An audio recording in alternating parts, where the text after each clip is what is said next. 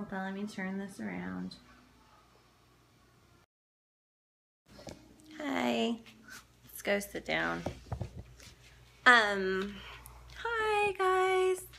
I am supposed to be doing the announcement for the Shescopes challenge of the week, but like I can't like get all excited and everything, and I do have a good challenge when we're done with this. Hi Cass. Hello Eve. Hi guys. Remember, you can tap the screen for hearts even if I'm not like my normal self. I will be issuing the challenge, but I'll do it in like a short peppy scope later after I like shake off my funk. This morning I spent the morning with my beautiful friends, boys, here with my children, because my best friend had to go to a funeral, yeah, probably, for her like childhood friend's little boy who passed away. And see, I didn't know them, but her little boy was the same age as my Tori, and I have this, it's sometimes a problem, and it's ultra high empathy, and then on top of that, I'm just a person that maybe I feel things really deeply, so I have really high highs and I have really low lows, and whatever I feel, I like feel it. If I'm happy, I like feel it. Oh, thanks, Tiff. If I'm sad, I feel it. And right now, like, I don't know this girl, but I've got babies, and you know, I didn't share this story, but something almost happened to one of my little boys when I was like right next to him, and like I had that split second of like, you can be doing everything right and sometimes awful things happen. And so this morning I watched the boys, and for the last few days I keep seeing pictures of this little boy posted, and everybody is supporting and loving the family, and here I am, and I'm like, I can't stop crying and praying for these people, and I don't even know them. I know you're not supposed to come on Periscope and cry, so I'm holding it together, but I was thinking about those of us that feel like that, and those of us that do that, and I know I'm not the only one. Those that are highly empathetic, and those that feel really deeply, and when something like this happens and it comes and it sits down on you like this, and it's like you can't breathe because you hurt for that mama and that family so bad that it's like you would think it was my best friend. Like, honestly, I was trying to talk to Tiff when she came to pick up the boys, and like I couldn't keep it together, and I don't even know this girl. When this happens to you,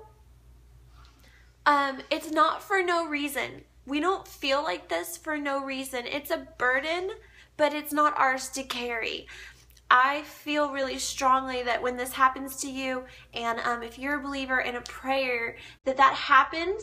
Oh good, I'm not the only one. It happens so that we can, in the spirit and spiritually speaking, come around those people. Like, you don't just, yes, it's exactly that. It's so that you can partner with, and we can be praying for them. And I mean, this one caught me. Sometimes they'll catch you right in the heart. Sometimes it will it'll be like you're mourning right along with them, like you are mourning with those that mourn. And I have like literally been, this one has caught me a couple times, like face down on the floor bawling, and it's probably, yeah, oh good, I'm glad that they feel our prayers. It's probably because I identify so much. I look at my 4-year-old daughter. This little boy turned 4 in June, I guess. And Tori turned 4 in June. And like, I switch it around.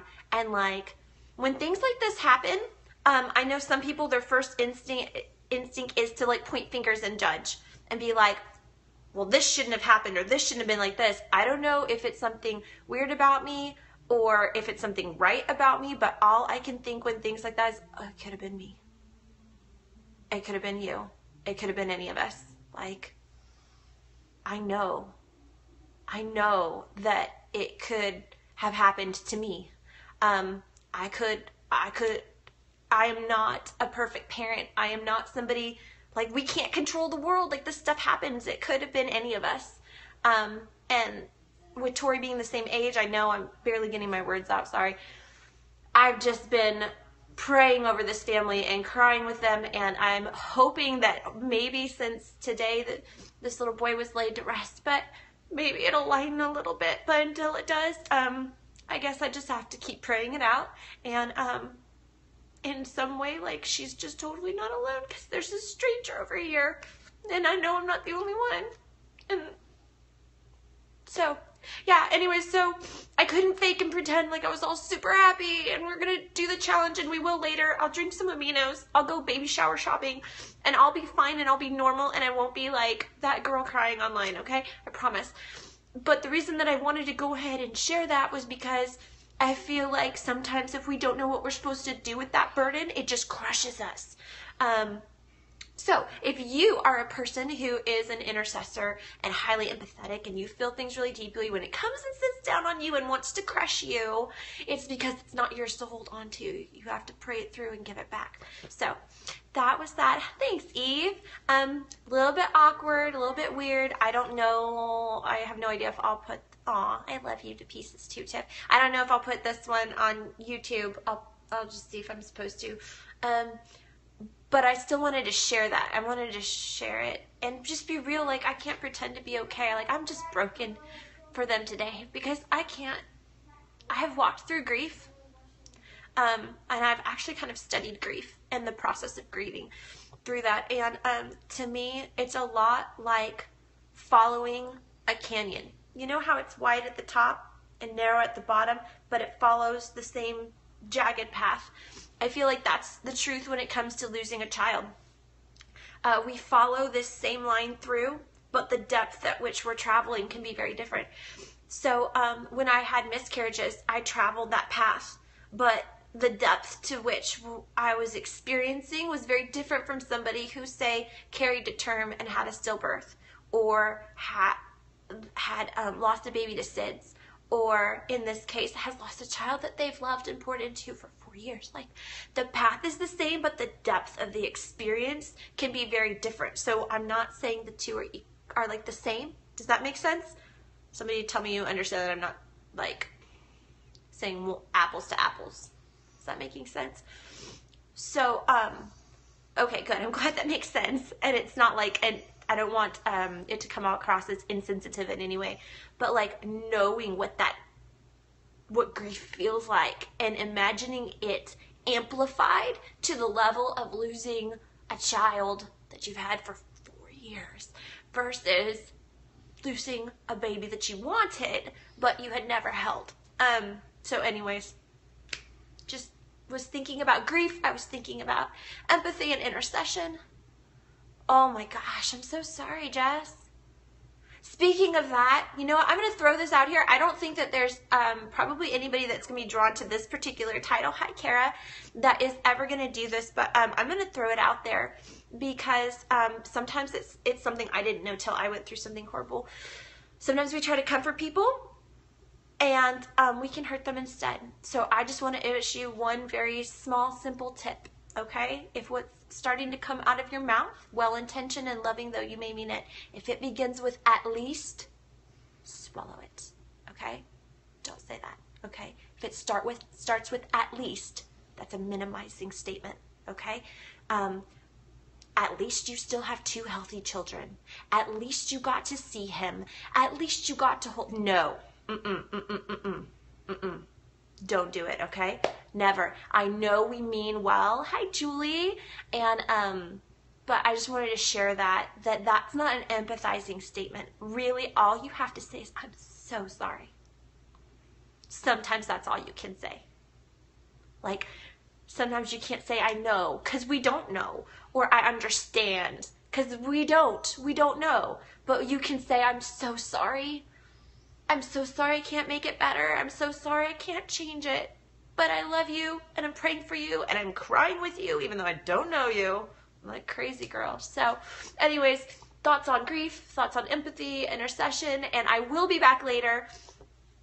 Maybe it'll lighten now that I shared that. But, that is that, and I love you all, and please, everybody be praying for this woman. Like, I cannot imagine what she is going through right now.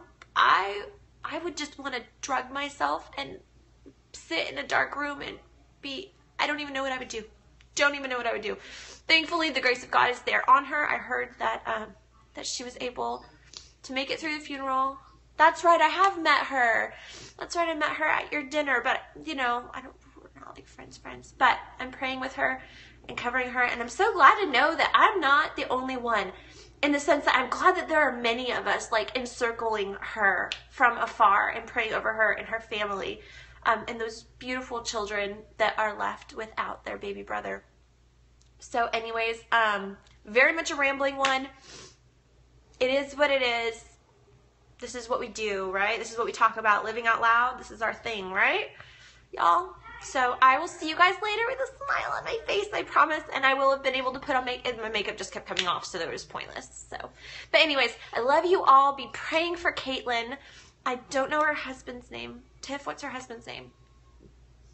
Do you know? I just know her first name is Caitlin. I don't know much about them at all. Caitlin and Seth. And be praying over their hearts, be praying over their marriage. 95% of couples who go through this, they don't make it. They can be the exception to this rule. Be praying over them, be praying over their extended families. Yes, be praying over their finances, be praying over those children. Yes, the brother and the sister. I've seen those precious pictures. Oh my gosh, beautiful family. Just every time they come to your mind, instead of like brushing it off and going on with our day, if we just take a second and intercede for them right there, I know it will make a difference in their lives. So I'm glad that, I guess this is part of what Shescopes is about too, right? Like, we're a community and we care about women and life and love and loss. So that's it. Bye, guys.